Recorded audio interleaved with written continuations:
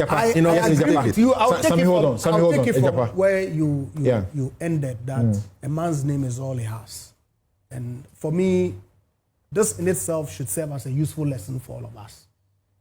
Because we're in this country when we're told, by my good friend, that Dr. Baumia is the owner of Haptel, and that every CD that people use to purchase prepaid, a portion of it goes to Dr. Baumia. He knew at the time that it wasn't true, but he said it. A lot of things were said in this country when they were in opposition. And so now you are in government and the heat is being, rained down on you, and rightfully so. You should accept falsehood. No, I'm not saying. I'm not saying that. Yeah, rightfully, your name is important. And so I'm saying that going forward, we should make this useful lessons to learn and refine how we do our politics of misinformation and falsehoods and things that we peddle against our political opponents. That said, you see, he who goes to equity must go with clean hands. Yes. Sammy, you make a point that the 400 million loss that was made in 2004 was not disclosed by the Bank of Ghana in its accounts. And that the 1.7 billion that the IMF report is gross loss, even though they don't state so. But you explained that the Bank of Ghana's own statement that they had issued earlier indicated a 21.85 billion loss, of which the government of Ghana had paid 5 billion as contribution to reduce the debt because of the cost that, its contribution to the cost that Bank of Ghana had incurred. And some sale that the Bank of Ghana had made with gold that it had. And so that then brings a net loss of 9 billion. In 2004, the Bank of Ghana reports a net loss. 2024 reports a net loss equivalent to the 400 million in its accounts. Of course, in that year, government of Ghana did not pay any money to Bank of Ghana to reduce its gross loss. Neither did Bank of Ghana sell any gold to defray the gross loss that they had made. So the 400 million that is reported in the IMF document is actually what is reported in the Bank of Ghana account as net. So if you allege that the MPP government under Dr. Addison did not disclose the loss that they have made in this account, clearly, it's not supported by the facts. It's not. And I've seen people already post on social media that Sammy Gyamfi, MPP, hid 400 million from what Sammy Gyamfi. Hobson and Co. They've started posting.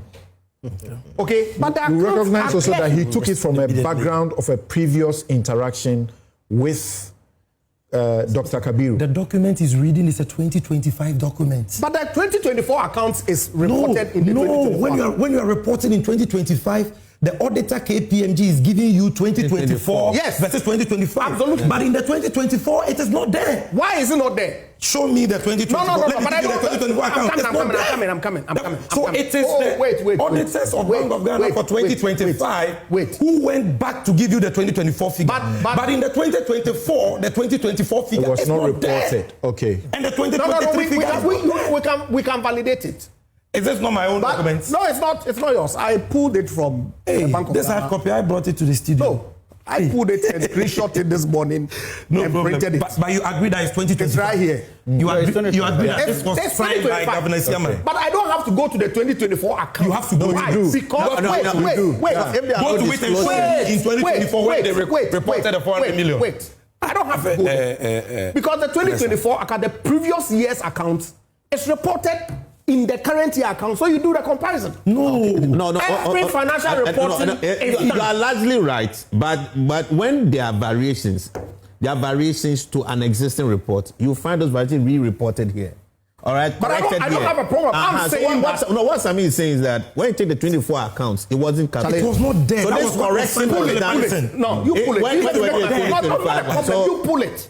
Pull it up because I don't have the time to. If you can show me in the 2024 accounts where the BOG reported a $400 million loss under domestic good purchase program. Just show us the evidence.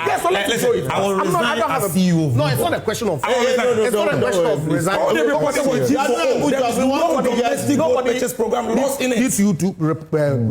Just check. No, even if there is an apple, we can all make mistakes.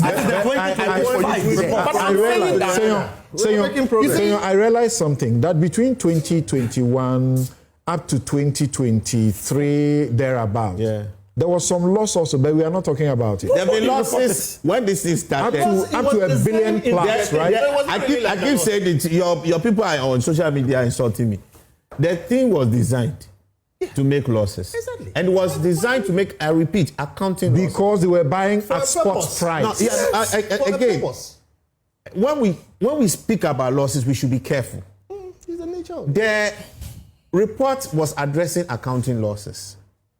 Economically, there may be no loss because it was a policy expense that was willfully incurred to achieve a particular benefit. Which has been achieved. Which has been achieved. So we had it in 2021, and that was more on the go for oil side as part of the program. Then we had it again in 2023 with the expanded regime going to the entire domestic good purchase program with G4R being a part of it. All right. But it was always designed to make losses, accounting losses, and for one reason, to deal with the issue of smuggling. Because if you don't get access to that asset, you can't leverage that asset for economic transformation or stability. And that is what we were struggling with. And it was so easy to find because you see, you go on the Comtrade data, and then you go to Dubai. Dubai data is there. You say, we have exported more according to Dubai than we ourselves we have captured. So where is the gold? So the way to fix it was this. People criticized it, including Imani. I mean, that particular thing. But there was a reason. And that reason may just be intertemporal. The critical conversation, I think the MPP missed it. All right? The critical conversation right now is if we've transitioned into trying to stabilize things, we've transitioned into trying to formalize processes with a gold board structure. I fully agree with Kofi when he talks about progress, and he also talks about gold board being one of the most strategic policy interventions we made in our economy. We should realize that gold board did not just happen. It is a growth and amalgamation of policy actions and testings and corrections over time, and also be further correction. Baumia contributed. He started. He started it. Yes. Addison contributed. Yes. Esiama has contributed. Yes. John Mama has perfected it. Relatively. It's not perfect. Perfected what he inherited. He added relatively. He has a relatively. Yes. He has done that. And now that we are moving again out of the Bank of Ghana funded regime, we have to actually now optimize what we are doing with better clarity. All right, thank you. So look, guys, we were having the wrong conversation. Yes. What we should be having a conversation with Sammy is that now you didn't make the loss. You have operated, and I commend you, Sammy. The fact that you've been able to manage the process to optimize our output, you must be commended because that's your real KPI in this. Is your compliance with the framework and the gold output you eventually realize. And maybe those are the reasons why they gave them enforcement too, so that they can't excuse why they were not performing. All right. Okay. So in the act. So the key question on the policy side, if this is coming to you, like you rightly said, 1st July, and you've been taking responsibility, what have you changed in the policy structure, in the operational strategy that will make sure that we don't have another 1.7 billion loss? Yeah. How do we zero out that loss? Or how do we have a fiscal structure that accommodates the loss in a way that is sustainable for our economy going forward? Or eliminate the loss. The conversation we should be having. Right. But you are asking him questions that the answers may take too long. I will summarize. And you haven't asked me to allocate that time. Yeah, I'll all summarize. right, quickly. So a few things. Number one, Kofi Bentel's general position is right. We've made progress under this whole gold purchase framework, using gold to show up our economy. Significant progress has been made, and what we have now is not perfect. I'll be a hypocrite to dismiss that. Just that Kofi has done very well today in being factual that the gold board has not made a loss. But when sometimes he turns around and say that, oh, it's a matter of opinion, please. All laws be lost. Whether Jonah swallowed Bonsu or the Bonsu swallowed Jonah, there's a swallow there. However, that is why when our parents gave birth to us, they gave us names.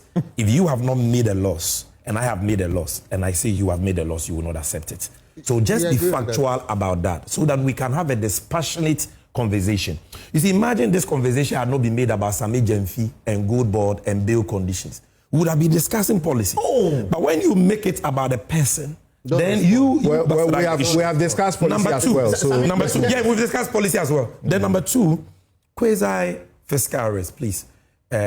You made the same mistake that Mercer initially made. That once the IMF says that the domestic good purchase program is a quasi fiscal activity and therefore should move to gold board, then it means that the lawsuits that have been made are gold board losses. That's not the meaning. IMF is saying that the central bank. No, let me answer that. Let me answer that. Sorry, please, gentlemen. No, you're not entitled. Gentlemen, hold on. I want to explain my response. The Bank of Ghana and guys, hold on. Guys, hold on there. Hold on. Thank you. So hold on. What is quasi? I did with your back. Hold on. What is quasi fiscal activity? Quasi fiscal activity are activities by SOEs or the central bank, which should have been activities of fiscal agencies like the Ministry of Finance and be captured on the budgets, like subsidies. So the IMF says what you are doing to bring in dollars is like a subsidy. The Ministry of Finance and its agencies must be responsible. You, as a central bank, your mandate is monetary policy. So stay away from fiscal activities. So they are asking for a shift of responsibility. It is not to say that losses already incurred at the time that quasi-fiscal activity was being performed by the central bank is the cause or responsibility of the gold board. So let's understand that. Then I want to repeat my challenge to my good brother, Agyapa Mercer, Honorable Agyapa Mercer. Honorable, the 2025 audited accounts were prepared by KPMG, signed by the current leadership of the Bank of Ghana. That is Governor Esiama. It is a 2025 audited report. It is in that report that the domestic gold purchase program loss for 2024 of 5.6 billion, which was concealed under your tenure, was disclosed in 2025. You see, so if you want to show that Sammy Gyamfi is not being truthful and that there was no concealment, no cover-up, take your 2024 audited accounts and show me where you disclosed that 5.6 billion.